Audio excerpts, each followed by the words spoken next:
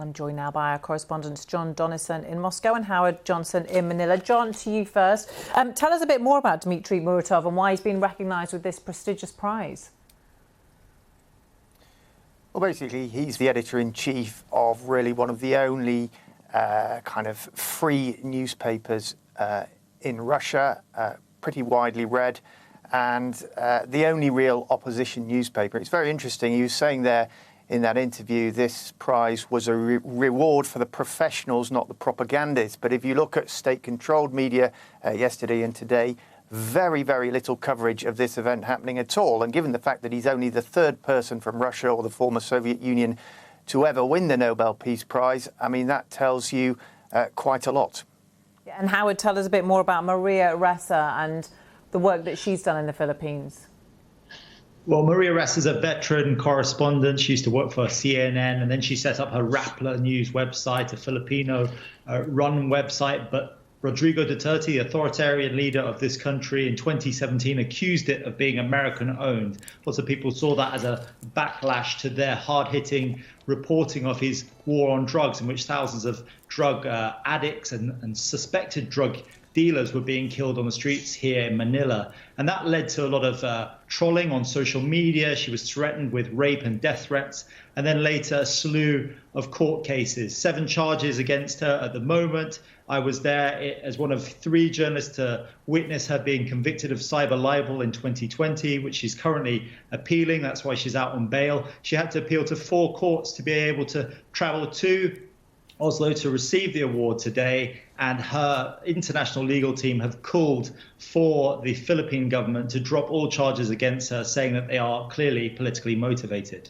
And John, as far as Dmitry Muratov goes, as you were saying, hardly any mention of this award in the media there. And when he spoke to Stephen Saka, he mentioned some of the journalists who've been killed in the country. How is he managing to operate there still?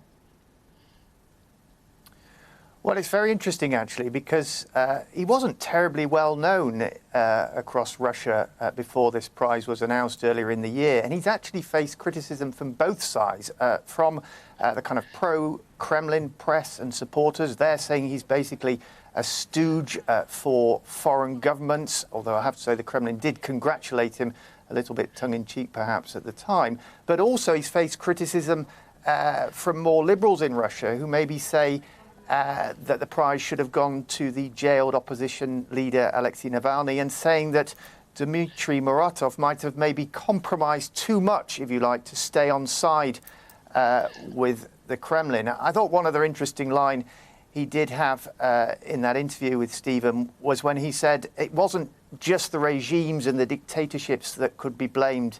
He did point the finger a little bit at the public, saying people seem to be more interested in watching cat videos than learning about real facts and gaining real knowledge about what was going on in the world. Yeah, I think that might be a problem across the world, mightn't it? Now, Howard, as far as Maria Ressa is concerned, does this highlight further the work that she does there, because she is well known in the Philippines?